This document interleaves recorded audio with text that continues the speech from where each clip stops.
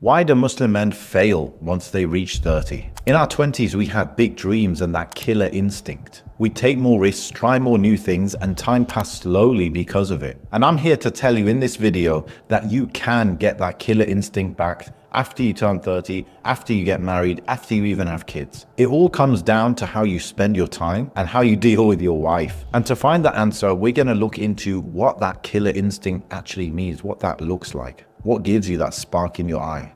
Also, how to break away from your routine, your autopilot mode, your NPC mode, and the hidden enemies along the way that will be too happy to drag you back to your comfort zone. I'm Ameen, and alhamdulillah, I've been able to keep my spark alive, live in the UAE and now in Turkey. I've written a book, and I've spent the last 3 years coaching brothers on how to take more action and live a life with more growth, more purpose, more impact. Now look, bro, you know that one day, if you stick to your same routine, you're going to wake up one day at 64 years old and you're going to realize the reality will hit you that you lived an average life. Ouch. So what are you waiting for? Let's stop you falling into that routine and crack it open, inshallah. So firstly, if you can't recognize that killer instinct, that spark in your eye, then you'll never be able to attain it. So how do we recognize what that looks like so we know what we're looking to attain? When I was in my 20s, I only had 2 goals. Make money, get married. These were my only focus, and it took me a while to actually get both of them. But by 27, I had achieved both of them, alhamdulillah. But I had a problem. I never readjusted my mission. I was still just constantly focused on money, marriage. When I got married, I was focusing on money, more money. Let me grow the business, spend most of my focus and energy on doing that. Even though deep down, I didn't care much about money. After a certain point, what really kept me feeling alive and feeling growth was growing in other areas of my life. And it was only when I started writing my book, finished my book, and started working on my new mission, my new purpose, which was coaching Muslim men to take more action and live more lives of substance, that I found my spark again. Likewise, the Prophet ﷺ, can you imagine him not having drive, not having that spark in his eye? Can you imagine him feeling like his life was a routine? No way. Why though? Because we don't see him like that. It's because he had a mission. And not only any mission, he had a very tough mission. He had a mission that kept him on his toes, and even though it was tough, it was worth it. So the question is, how do you concretely know how close or far you are from having that drive, having that killer instinct again? Here's a few questions that you can ask yourself. Do you have a mission that you're working towards? I'm not talking about saving up to buy a house, saving up to buy a new car. I'm talking about something of purpose, something of substance, something that really gives you growth. Does that mission have difficulty in it? Or is it just that you're playing football every week and you're trying to make a bit of progress here and there, get a bit better at it? Number 3, do you spend your time in mentally engaging activities, things? Or is every day just the same and you're not really challenging yourself? Also, are you learning new things? Do you feel growth, especially in line with what your mission is? Do you have friends that are on your wavelength? And especially those that also have their own mission that they're working hard towards? Sit back, rewind if you want, and really think about the answers to these questions, because these will show you whether you've got that drive or you're lacking and where you're lacking exactly.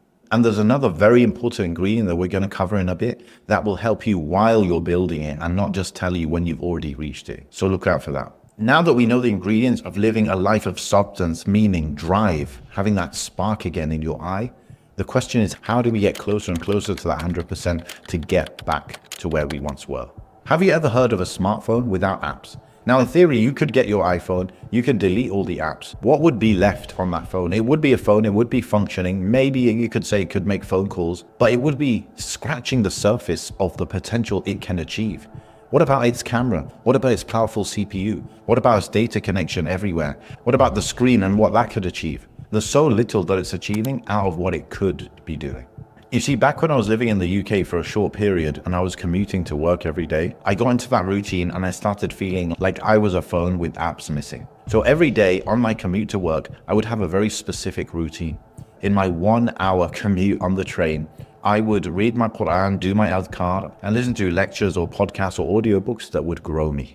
Likewise, when I was in my kind of dead-end library job where I was literally just a customer service agent who had a master's degree, but we'll talk about that another day, What gave me extra apps on my phone was reading constantly. I was working in a library, so I had books all around me and I was able to read and read and read on the job, alhamdulillah. These made me feel real progress, like I was installing new things on me as a phone and I was getting more growth and more abilities and raising my potential level. Also, if you think of any hero story, any movie, any book, any story that you've ever heard of, you will notice that a lot of the time, the hero of that story, he wasn't asking for greatness. He wasn't aiming that high, but it was life that called them on a mission and they obliged. So how do you be called on a mission? That is the question. Well, the answer kind of starts with what I was doing.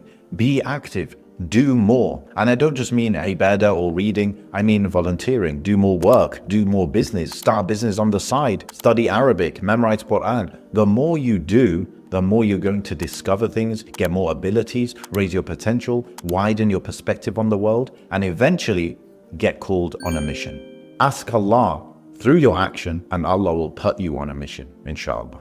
So the point here is to find that powerful mission in life that will give you the drive. You need to be active. You need to be taking a lot of action. Try new activities especially and notice what excites you, what frustrates you, what's easy, what's hard, especially after doing these activities a few times at least. Also constantly be growing. Develop at least one habit that you're sticking to every single day, like I did with reading Quran for 10 minutes a day on the way to work. And then if you want to take it up another level and really focus and make progress, set 90-day goals that you're going to focus on for 3 months and really dig into them and make massive progress in that short period of time. This will change your life and it will set you on a mission.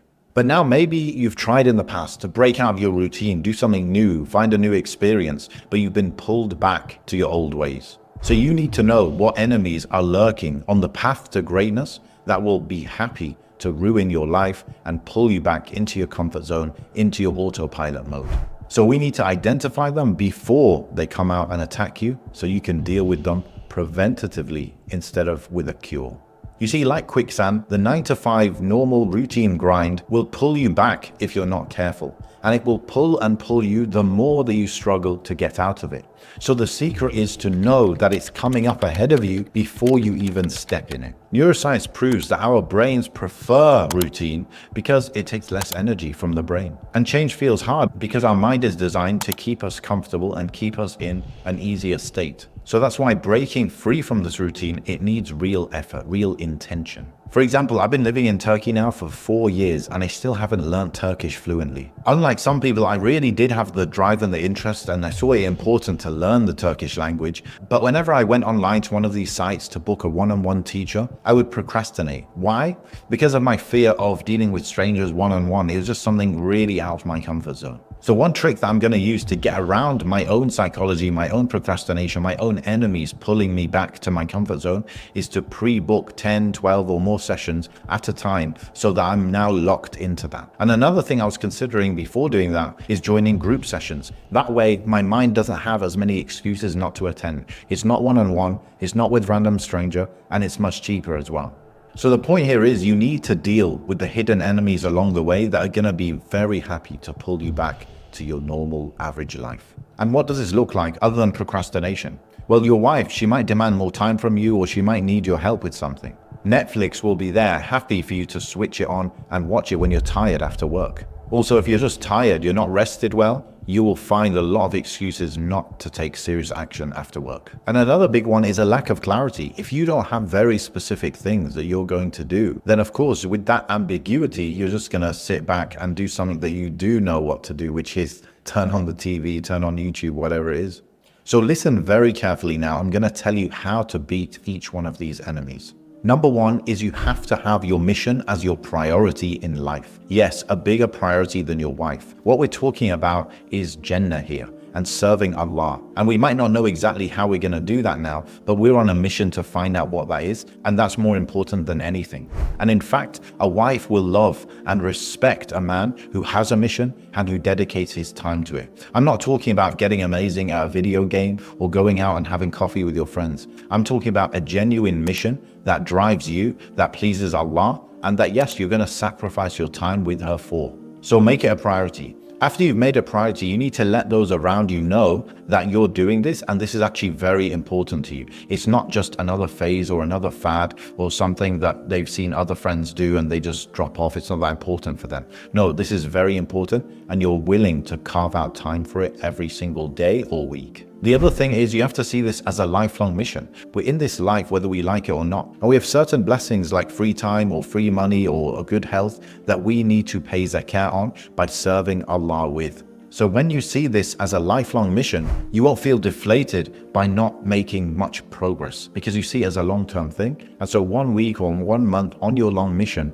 doesn't make much a difference. The other fundamental thing to keep the enemies at bay is to get someone to work with, someone to defend you, someone to be that shield against those enemies. And that is a coach or an accountability partner, someone who will be there on a regular basis, helping you work through decision making, helping you work through mindset issues, doubts that you have, and also someone to check up on you every single week to find out whether you did what you said you would do. There's nothing more powerful than this for getting on your life mission, feeling alive again, getting that spark back. Someone who's going to ask you about the mission you set for yourself. Long after the motivation has worn off, they'll still be there pushing you to keep going. And that's, by the way, what we offer at the front row. More than just a coach, but that's one very big element that will help you keep taking action and really live a life that's above average and a life of substance and impact. Now, when you start on this mission, it's very important to acknowledge that it might take time to really find that mission and really find that drive and that direction and a feeling of progress. So what do you do in the meantime while you're still working on it and you haven't quite arrived yet? You see, as Muslims, we need to accept qadar, of course, the divine destiny. We need to submit and happily accept what Allah writes for us. This means we need to work towards what Allah wants from us and what Allah will be pleased with. But it also means that if it doesn't work out straight away, or if it's difficult, or if you can't find meaning in what's happening, you have to stay grateful. And that is a biggest ingredient and factor in this that will keep you going. Gratitude is an action that takes you closer to your purpose and that Allah will reward you for. And if what you want in life is Allah's reward and to feel that growth and progress, then gratitude itself is fulfilling that purpose. I remember when I was working on my business and things were not going very well. I was 25 and I was on that mission I mentioned before of just trying to make money and get married, and things were not going very well at all. I took it upon myself to actively be grateful to Allah and really think good of Allah. Why? Not just because it's a nice thing to do, and yeah, it's a great trait to have to be a grateful person. No, it was because I thought of it as an action to take that would actually get me closer to my goals. Because Allah wrote it, In shakartum la'azidannakum. If you're grateful, if you thank Allah, then He will give you more, just more. So it's open-ended. So gratitude is an essential ingredient in getting on your mission, finding your spark, finding your drive. Now, if you're convinced of this video and you realize, yes, I really want to get that back, then there's a 90-day growth that I quickly mentioned in this video. Well, I have a complete plan of how to change your life in 90 days. So watch that video next to keep this energy going.